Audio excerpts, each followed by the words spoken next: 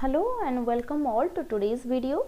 In last videos we already discussed that how the interference of DICOs, that means the European group, जैसे कि आपका east India company हो गया या फिर कॉलोनियल रूल्स एंड लॉज हो गए, and the interference of money lenders, traders, etc. affected the life of tribal group in several ways. The interference of DICOs affected several tribal groups in several ways, and as a result of that the tribal groups rebelled in different parts of the country against the change in laws, then restriction on their practices, जैसे कि उनको झूम cultivation के लिए restriction हो गया, hunting पे restriction हो गया, गैदरिंग पे रेस्ट्रिक्शन हो गया, इवन फॉरेस्ट पे एंट्री करने पे रेस्ट्रिक्शन हो गया। इस तरह से डिफरेंट चेंजेस आए उनके लाइफ में, उसके अगेंस्ट रिवोल्ट किए। They revolted against new taxes that they had to pay and they revolted against the exploitation by traders and money lenders. इस तरह से ग्रेजुअली धीरे धीरे क्या होने लगा, all over the country various parts में various different tribal group they started revolting against the dikus, the outsider और द आउटसाइड फोर्सेस। तो हम कुछ ऐसे अपराइजिंग के बारे में इन शॉर्ट में जल्दी जल्दी डिस्कस कर लेंगे।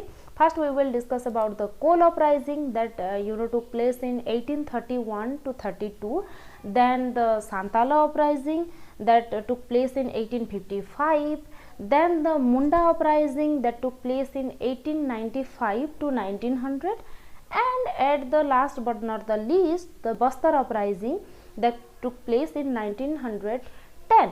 तो आप बस्तर अपराइजिंग के बारे में हायर क्लास में प्रोबेबली आपके क्लास 9th में आप इन डिटेल में इनके बारे में पढ़ेंगे ही। तो now we will come back to our chapter. अब हम थोड़ा सा ब्रीफ में बिरसा मुंडा के बारे में डिस्कस करेंगे। तो देखिए, बिरसा मुंडा के लीडरशिप में जो मुंडा ट्राइब थे या जो मुंडा अपराइजिंग था वो स्टार्ट होने लगा under the leadership of Birsa मुंडा।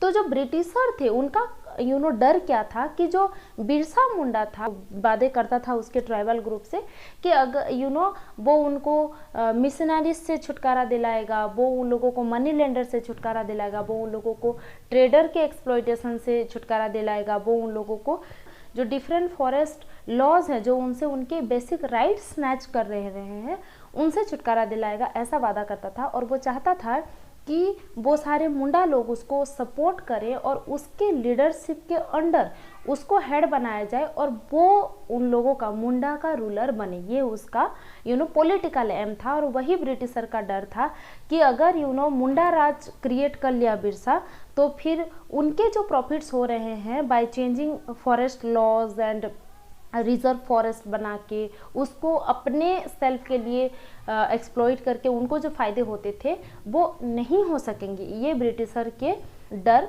बन गया। And finally in 1895 Birsa Munda was arrested, उसको अरेस्ट कर लिया गया। And then in 1897 Birsa Munda को रिलीज कर दिया गया।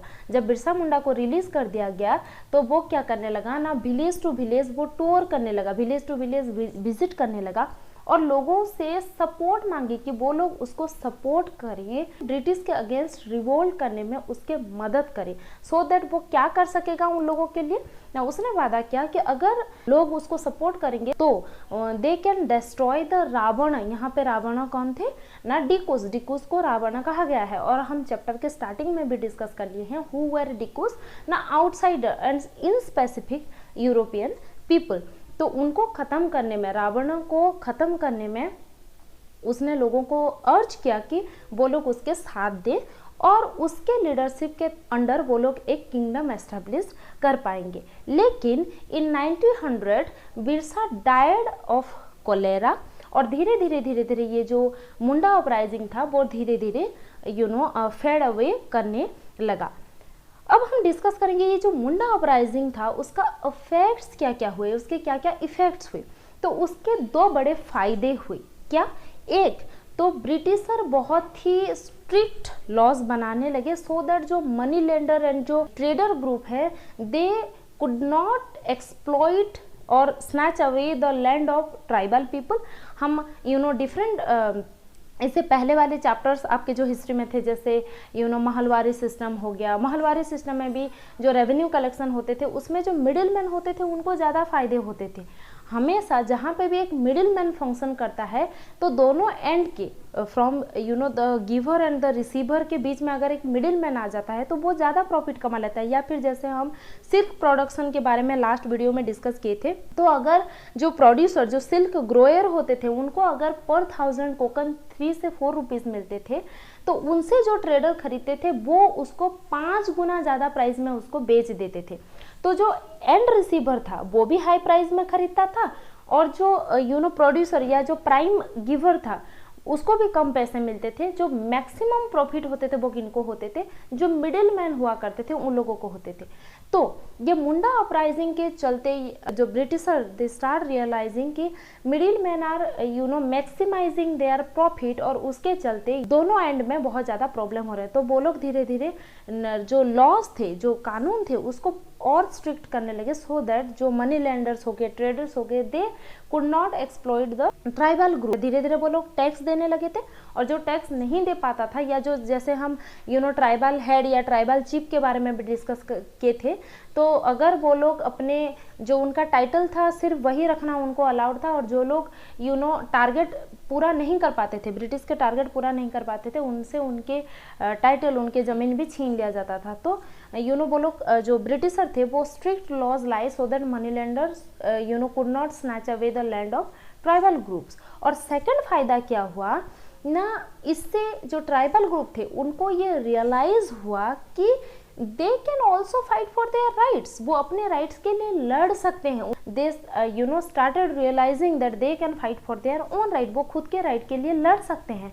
And also could be heard. और आप जब अपने राइट के लिए लड़ रहे हो तो आपको सुना भी जाएगा। अगर आप सही इंटेंशन से एक रिवॉल्यूशन स्टार्ट करते हो तो you can be heard. So these are the effects of uprising, that first Britishers made strict rules so that moneylender could not exploit the tribal group, they could not snatch away their land, and tribal group realized their own power, that they can also revolt for their own right, they can fight for their own right, and they could be heard. Thank you.